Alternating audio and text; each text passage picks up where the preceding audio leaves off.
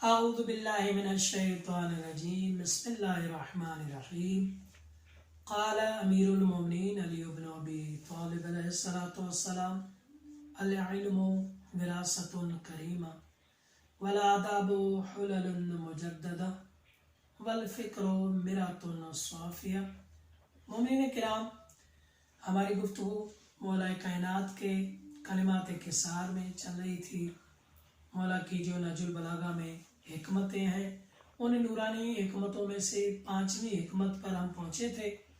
جس کا آج دوسرا حصہ اس کی تھوڑی سی وضاحت کرتے ہیں۔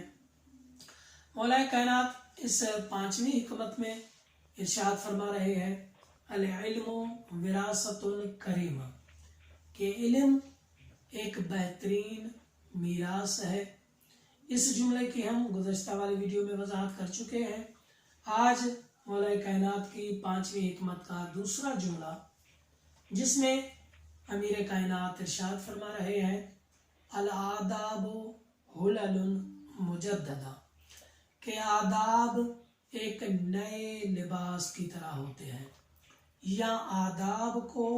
ایک نئے اور بہترین اور اعلیٰ لباس کی طرح ہونا چاہیے۔ تو اب اس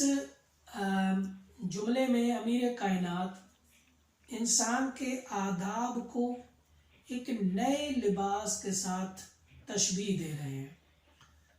کہ انسان کے آداب کو نئے لباس کی طرح ہونا چاہیے۔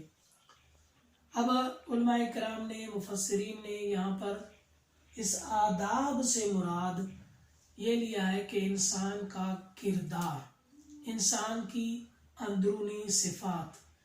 اس آداب سے مراد انسان کا کردار اور انسان کی اندرونی نیک صفات ہیں۔ تو اب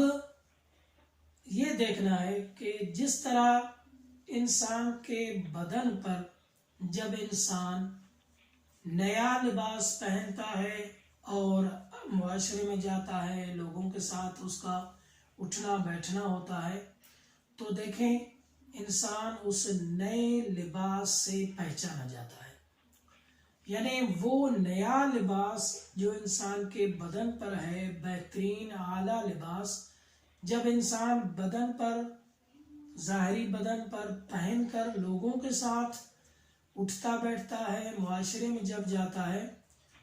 تو لوگ اس کے نئے لباس کو دیکھ کر اس کی شخصیت کا اندازہ لگاتے ہیں۔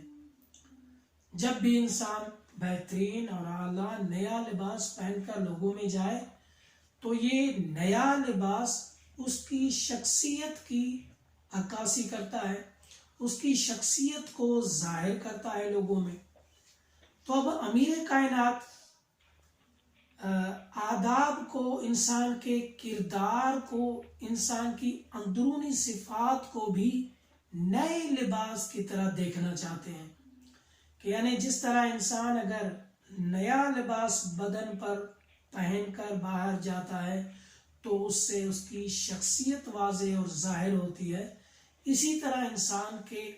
جو اندرونی، جو روحانی لباس ہے، جو انسان کا نیک کردار ہے، وہ بھی بالکل نیا ہونا چاہیے۔ جب بھی انسان باہر جائے، معاشرے میں لوگوں کے ساتھ اس کا اٹھنا بیٹھنا ہو، تو انسان کا کردار بھی نئے لباس کی طرح بالکل پاک اور پاکیزہ اور صاف و ستھرا ہونا چاہیے۔ جس طرح ظاہری بدن پر نئے لباس کی خاصیت یہ ہے کہ اس میں نہ پیوند لگا ہوتا ہے،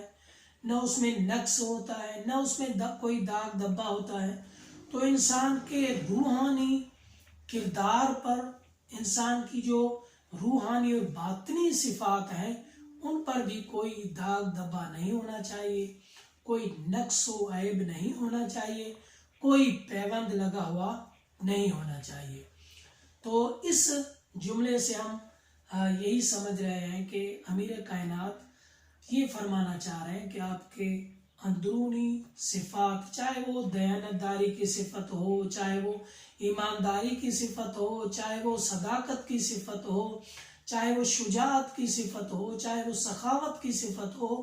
یہ وہ تمام انسان کے اندرونی باطنی لباس ہیں۔ تو ان میں بھی انسان کو چاہیے کہ اپنے باطنی لباس کو بھی بالکل اسی طرح جس طرح ظاہری لباس کو نیا رکھتا ہے اور وہ اس کی شخصیت کو ظاہر کرتا ہے، تو انسان کو اپنا باطنی لباس جو کہ کردار ہے، جو کہ نیک صفات ہے، ان کو بھی انسان بالکل نیا اور صاف ستھرا رکھے، تاکہ اس سے بھی انسان کی جو شخصیت ہے وہ معاشرے میں بالکل واضح اور ظاہر ہو سکے۔ انشاءاللہ تعالی مزید مولا کا جو 5ویں حکمت کا تیسرا جملہ ہے اس کی آگے والی ویڈیو میں ہم وضاحت کریں گے۔ تب تک دیجیے اجازت، وآخر دعوانا ان الحمدللہ رب العالمین۔